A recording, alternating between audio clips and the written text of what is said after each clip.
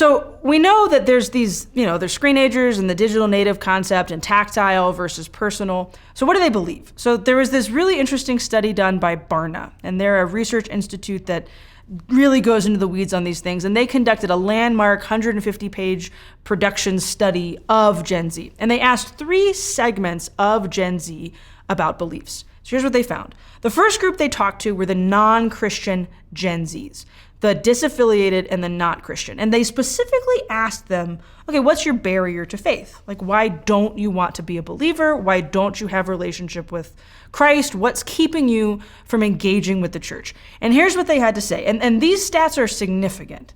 And this data, it's a real gift that we have it. The first was that 29% of Gen Z, that are the non-Christians that have this barrier to faith, 29% had a hard time believing a good God allows suffering. Now pause for a second. 29% think that if God is good, then bad stuff wouldn't happen. Is that because they live in this idealistic world, or is it because suffering has happened and no one's given them an explanation? Or because they have themselves experienced hurt and pain and have not felt love from church, or have not felt comfort from a God that is very, very distant to them? There's this lack of understanding of the concept of even redemptive suffering within the non-Christians who are held back from belief in God and wanting to attend church. 23% Christians are hypocrites. That's not a surprising statistic. I sometimes think Christians are hypocrites. 20% science refutes too much of the Bible. Well, that's an apologetical question. They're, again, a very tactile generation. And so when I read that God made the world in 7 days and nobody's explained to me the allegory and the concept of it's illustrating God's power, it's not 7 literal 24-hour periods, well, then there's a mental hang-up. I'm not going there. That's a barrier to my faith. 15%, there are too many injustices in church history. And then 12%, and this one, listen closely. I used to go to church, but it's not important anymore. Now that's a sentence that I don't think a Gen Z comes up with on their own. I heard my parents say that because church wasn't important to them anymore. And so I went with them and now it's not important to me. Or I hear kind of under the layers of that, I was there, it wasn't relevant, it wasn't personal, nobody cared that I was there. And we're back to the story of Sarah, whose name wasn't learned. And Gen Z is already starting to feel that woundedness of no one cares that I'm here. I used to go, but it's not important to me anymore because I wasn't important to anyone there. Now, there was then also some questions of the Christian Gen Zs who are, they consider themselves Christian, they're attached to church, and they were asked, okay, if you identify as Christian, if you are part of the I am Christian, well, what's keeping you from engaging in church? So that was the non-Christians that are unengaged. This is the Christians who are unengaged, the unchurched, as Barna would say. And this is what they found. 59%, the church isn't relevant to me personally. 48%, I can find God elsewhere. 28%, I can teach myself what I need to know. Now pause for a moment. The church isn't relevant to me personally. Again, nobody cared that I was there, and I didn't really care to be there, and the message was nothing relevant to my life. It wasn't about the struggles. It wasn't about the insecurities. It wasn't about the big questions that I have. It wasn't about social moments. I was listening to a podcast once with Lin-Manuel Miranda, the creator of Hamilton, and he said kind of in passing that he was a recovering Catholic. I was like, I've never heard that before. And then he started talking about how growing up, his family was very, very Catholic, but then they began to recognize that what they believed about social, cultural things didn't line up with what the church taught. And he said in the podcast interview, and nobody cared to explain how the two could reconcile, so I just don't go anymore. And that's it. If we can figure out how to reconcile the two and actually articulate things in that personal way that's relevant to the person who has the question, well, maybe they will come back, or maybe they will stick around, or they won't ever leave in the first place. Now, he's a millennial, but I think we can also apply that concept to Gen Z here. So a couple more. 20% said that the church is out of date. Again, not surprising. And then 12%, the rituals are meaningless and empty. We do a lot of things in the church. There's a little red light next to a box in the back. And unless you grew up and you just knew that that's the light that indicates that Christ is present in the tabernacle, it might seem a little weird that the little red light is on next to this box in the back. Part of it is just you learn it as you're growing up, and it's language that you just hear consistently. But what about the Gen Z kid who was far away from the church and they come back because their parents wanted to come back, or they're the Gen Z kid that was invited with a friend, and like all of these very inside baseball things about our faith, ritualistically, theologically, tradition, big T and little t tradition. And we all know that every parish in America has a lot of little t traditions that some people don't understand when they come in as an outsider. If explanations and purpose and value is not given to those rituals, they are going to seem empty. They are going to seem meaningless. They're going to seem impersonal. I do this event from time to time at St. Meinrad, Indiana, the big St. Meinrad Arch Abbey with Benedictine monks, called One Bread, One Cup. And it's this like liturgical boot camp. That's the best way to describe it. And during the week, they're training these young people in different ways to be engaged with the liturgy. Now, these kids, they're Gen Z, they are the young people that sign up to go to liturgical boot camp in the middle of the summer. So they're not your classic unaffiliated or disaffiliated or non-Christians. They're your very churched kids. But they do this little thing within the program where once a day they have like Catholic Mass fun fact. And I know that sounds really cheesy, but they do this like brief PowerPoint presentation, and they're good PowerPoints. They're not wordy PowerPoints, where they just explain like this one thing that we do in the Mass that maybe other people don't understand. Just one thing, like why does the priest put water into the cup of wine? Do you know that? I mean, you as a parish employee, volunteer, person who's watching this, you would know that because obviously you're engaged within the life of the church. But to the 14-year-old kid who leans over and asks mom, why is father doing that? And mom says, I don't know. Where do they then turn to for the answer? What are we doing to explain these things that have such symbolism and truth and depth to a generation that's believed, well, that I don't know why they're doing that, so it doesn't really mean anything to me. And also need to remember that they have the phone in their pockets and have had that phone since they were 10, so they can go look it up. And are they going to go look it up on Google? Or are they going to go look it up and find it on some generic website that gives them the answer? Or are they going to come back to your parish that can provide that hub and that home and that answer for them? I'm not saying that every parish needs to go put a Catholic encyclopedia on their website, but I am saying that there should be a place where a Gen Zer could go ask a question without fear of judgment or being laughed out the room because they don't know what the little red light is for. We're seeing the data that the Christian Gen Zers who aren't coming, they're not coming for a reason. They're not coming because they weren't given answers, or they were given an answer and it wasn't good enough, or they were given an answer and they disagreed with it, but nobody engaged them in conversation to actually learn why it is the way it is. Then they look in at those regular church-going Gen Zers, the ones that are there. The ones that are showing up, the kids that are in your youth group, the kids that are signing up to go to the conferences, the young people that are showing up to your Bible study, the young people that eventually will get their own friends to come back far more than you ever will, because peer-to-peer engagement is critically important with this generation. Again, I look at my phone, I put it down, they look at their phone, they share it with their friend. That thing goes viral. My thing got one view. What do we talk to about those churched Gen Zers? 82%. So when they're there, 82% said, the church is a place to find answers to live a meaningful life. Good job, church, right? Like 82% of the young people that are showing up actually think it's a place that gives them meaningful answers. What are those answers? Better yet, what are the questions that they asked to get to those meaningful answers? And are we keeping those in the back of our mind? Are we taking stock of those questions when they do ask them? 82%. The church has been relevant to me personally.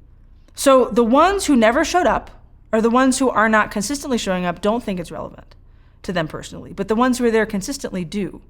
What's the breakdown there? Is it relationship? Is it name learning? Is it engagement? Is it answering questions? Is it I find value in my time being spent there because I am valued while I am there?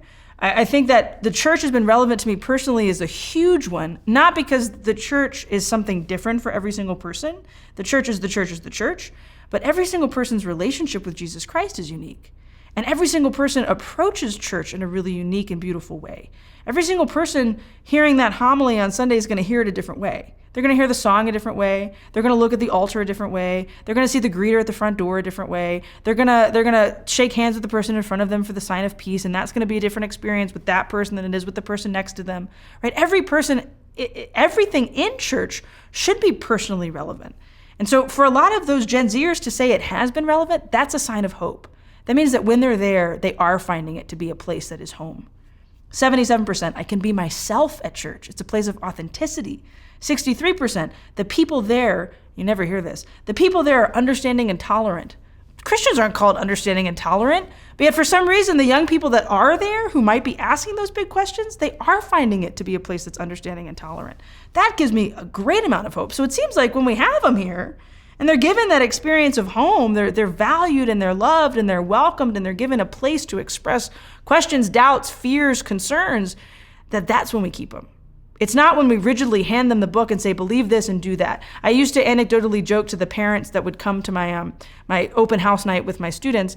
I'd be like, if your kids can walk out of this classroom spouting out, they can list off the 10 Commandments and recite the Beatitudes, then great, they have a party trick for college. But if they're not following the 10 Commandments and living the Beatitudes, I didn't do my job, right? Our job at church is not to just put butts in the seats and fill the coffers. Our job at church is not just to make sure that we have enough money in the bank to keep the lights on. Our job in church is to engage with the people that are there and introduce them to the person of Jesus Christ. Introduce them to the love of their life who loves them deeply through the sacraments that give us life. And it sounds like the data shows that when Gen Zers have that experience, they stick around. For the Gen Zer who's unattached and unaffiliated, the church seems like a place that doesn't offer them anything.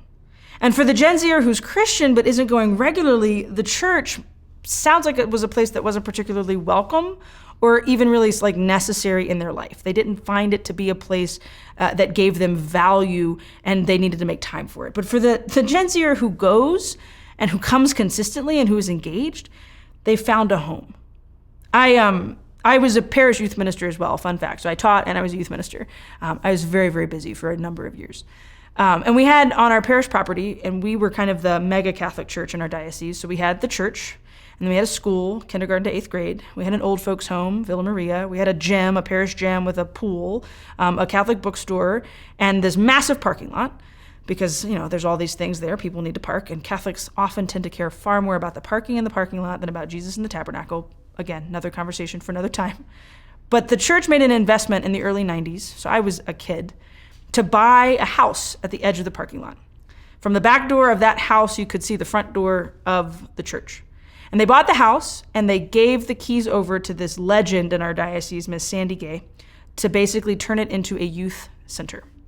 Now, the youth that she was working with at the time would have been Gen Xers and old millennials. By the time I got there in 2001, as a middle schooler, it was a very well-loved house with your grungy couches and a fridge filled with sodas and just a place that felt lived in.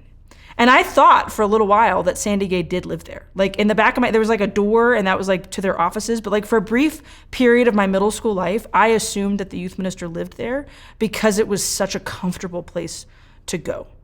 And then when I became the parish youth minister, at that point we needed to do some updating. So we took a big IKEA trip and we bought all new furniture and we helped the young people pick out paint colors, and then they came over and they repainted the inside, and we put this really cool outdoor living space in the back to update it for, the 21st century. These are Gen Z kids that need to be impressed, and I'm a millennial and I don't want to sit on that grungy old sleeper couch that's been there since 1992. But there was kind of this ownership of the place and of the space. And young people would run to come to it. We had one of the most successful programs in the diocese, not because our Bible study was particularly dynamic or engaging. I mean, I like to think that I can be dynamic and engaging, but most of the time it's just let's open the Bible and have a conversation about the gospel for the weekend. It wasn't because the food was out of this world good. Most of the time it was chicken from Popeyes or pizza from up the street, or a mom would make enchiladas. It wasn't anything fancy. What was really special about that place was the feeling of comfort and belonging. The feeling of I can kick my shoes off here and be myself. The feeling of I know I can ask questions and nobody's going to run me out of the building because I dared to question why the church teaches what it teaches about homosexuality or abortion or any other big hot button issue in the world today, that they could find some answer on Google. They could have a conversation with someone that actually cares that they asked it in the first place. It was home. It was a place where they felt eminently comfortable. Millennials are longing for community. They're longing for people that they can connect with, that they can share ideas with, because there's a wound within millennials of feeling like we were very much alone and growing up in a time that was no longer safe. For Gen Z, it's very much, I'm looking not just for community, but I'm looking for a place that I can belong and be a part of and also contribute to. They're dreamers. They're YouTube channel creators. They're digital natives. As church, are we providing them space and place to eminently be themselves and also offer and share their gifts? The last little kind of fun fact I think about Gen Z is that they are a generation, and I've seen this in my work, especially in the past couple years in a lot of high schools across the country. They are a generation that is bold. They are a generation that, while millennials are scared of the PC culture, like Gen Zers do not really care if they're pushing the envelope or speaking up about certain things, because we're really kind of past the point of being offended, it almost seems like. And so with that boldness of a Gen Z group coming into your church or leaving your church, if they're leaving, they're going to be bold somewhere else. How do we capture that excitement and that joy and that vision and that dreaming and that I can change the world within the life of the church? That's the project at hand. It's not just a matter of teaching them the Ten Commandments and living the or reciting the Beatitudes. It's how can I take that boldness and that excitement and that dreaming attitude and use it for the good of the church? And not just because I want to use them so I can get something out of them, but use it for the good of the church because they love Jesus and we've helped them love Jesus. And so now they do want to be bold in the life of the church. I'm a millennial and I spend my time with Gen Zs. And I frequently joke that millennials are, sometimes it seems like we're a little bit of a lost cause and everybody wants to blame everything on millennials. But that it's really truly going to be Gen Z, I think, that revives and breathes new life into the church as they come of age. So we have to make sure that we have them there, that we keep them there, that we're ministering to them in a specific and pointed way.